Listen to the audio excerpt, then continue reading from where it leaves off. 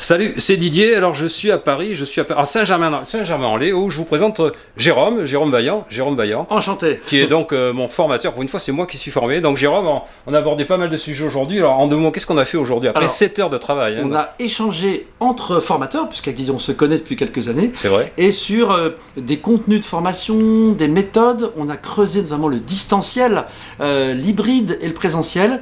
Et donc on a échangé de façon à ce que Didier puisse enrichir sa palette déjà très large et puis proposer de nouvelles idées dans beaucoup de domaines liés aux soft skills, au comportemental, au travail en équipe et à l'interculturel. Donc voilà beaucoup de sujets sur lesquels on a échangé et les bons formateurs sont les gens qui échangent entre eux.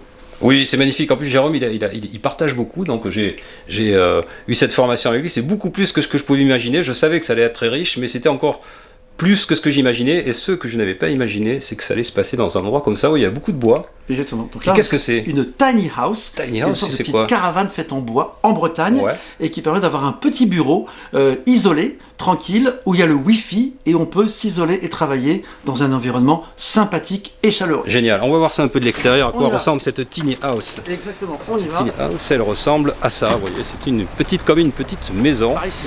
Voilà. On la voit de côté. Ça ressemble un peu à une caravane. Certains habitent dedans, je crois. C'est ça. On pourrait habiter. Mais non, là, c'est pour travailler. On est dans un.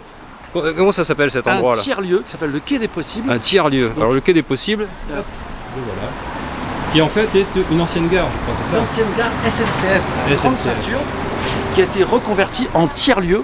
Ouais. Donc, un tiers-lieu, c'est un lieu où il y a des entrepreneurs, des associations pour le bien-être, comme des gens qui créent une entreprise et où quelque chose est entré à la bienveillance, au bonheur et à tous les projets que chacun fait. Et tout ça dans l'entreprise. Magnifique. Allons voir un peu comment ça se passe à l'intérieur. Je te suis. Tout à fait. Jérôme, j'ouvre la porte de l'ancienne gare. Avec la caméra, c'est parti. On va baisser un peu. Parce que non, mais ça va. Ouais, on fait trop de bruit, on va se faire. On va pas faire trop de bruit, on va pas se faire virer. Voilà, donc, hauteur sous plafond, ça a été réaménagé grâce bien sûr au soutien de la région Île-de-France et de la mairie de Saint-Germain-en-Laye. Oui. Et la directrice Laurence Besançon a beaucoup travaillé pour que ce soit un lieu convivial, sympathique et agréable. Mais en tout cas, je vous confirme que c'est convivial parce que je me suis éclaté en formation et j'ai été extrêmement bien reçu ici à Saint-Germain-en-Laye, tout proche de Paris. C'est à peu près à 45 minutes de train, de RER. Exactement.